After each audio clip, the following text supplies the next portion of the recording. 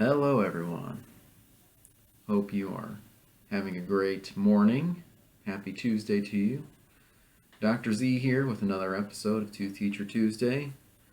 Today, discussing a topic that is, I guess, not so much a question that I'm asked, but just something that patients will more or less say matter of factly that there seems to be a lot of misconception around, and so want to kind of shine some light on that misconception and hopefully clear some misunderstandings up.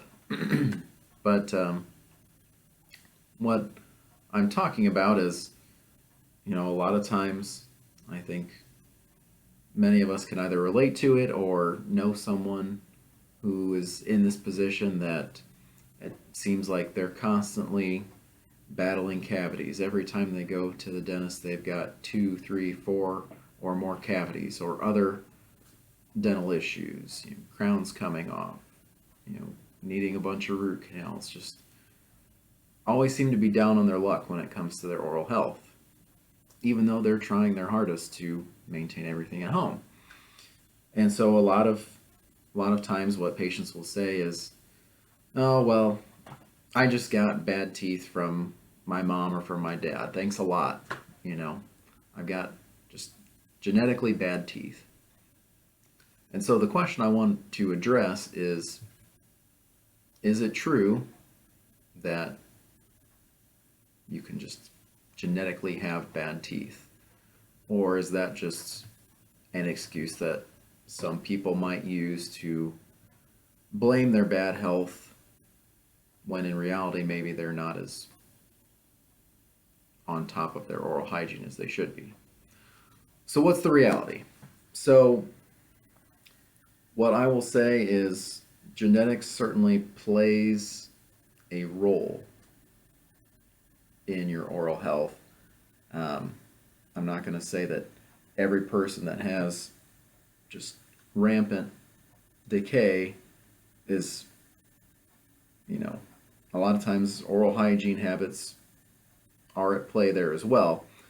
But there are certain genetic factors that are going to affect how at risk, how predisposed you are to cavities. And some of those factors would include, our oral microbiome, all the germs and bacteria and critters in our mouth, a lot of times are passed on from our parents, and a lot of those germs are good. But some of them are the bad ones that can cause cavities, that can cause periodontal disease of the gum and bones. And so that certainly is a genetic factor that's at play. If you inherit some aggressive strains of bacteria from your parents, you're going to be predisposed to cavities and gum disease and et cetera, et cetera.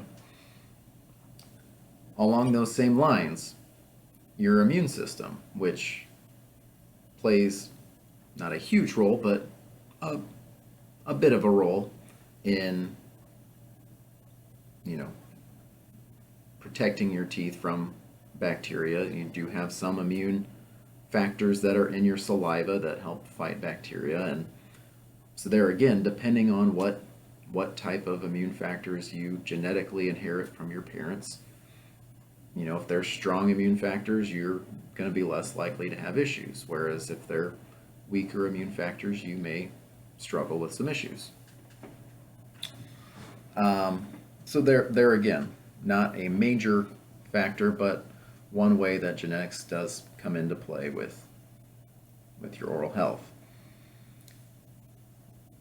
Yet again, another thing that can factor in is, we've talked at length in the past about teeth have multiple layers to them. The outer layer being the enamel. That's that strong, dense, tough as nails layer of tooth that, as long as that's intact, it'll keep you from getting bacteria. But as soon as that wall is breached, that's when cavities start happening.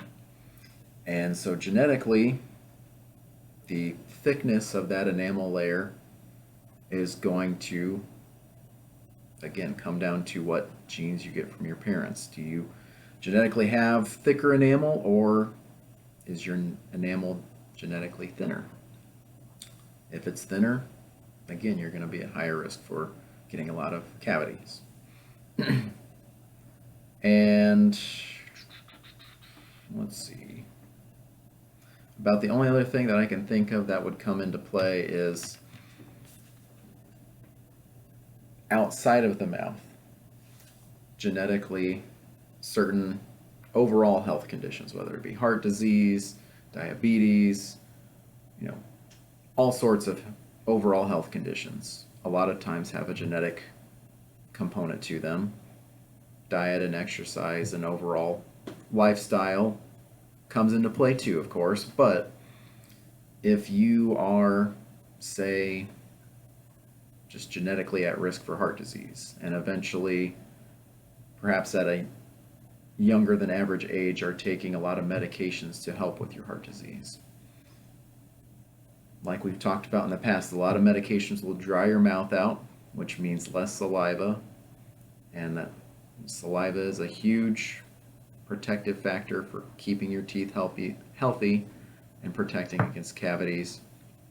So if you are on a lot of medications because of just a genetically inherited health condition, again, you're going to be at more risk, more prone to oral health problems. So, all of that to say, these are little pieces here and there that certainly could make a person more at risk for cavities, but by no means does that mean you are just doomed from the start. Your parents aren't inherently setting you up for failure. Someone with all of those factors stacked against them, but who has impeccable hygiene, good brushing, good flossing, good fluoride exposure, is less likely to get cavities than someone who, has good genetics, but then is just not doing their due diligence and taking proper care of their teeth. So, all that to say, wrapping things up with a nice bow, genetics, it's a hand that we're all dealt that we have no say in. And so sometimes we get dealt a bad hand. But we do have the power and control over our oral hygiene habits, and that is the best way to take a bad hand that you're dealt and make something good out of it. So, I hope that ended up getting a lot more inspirational than I intended, but I hope you're pumped up if you feel like you've been fighting a losing battle for years with your teeth. I hope that you feel a little bit more inspired that you have control over your situation and can make the best of it. So, thank you for tuning in to this week's Tooth Teacher Tuesday. I'll be signing off for now, but I hope you'll join me next week.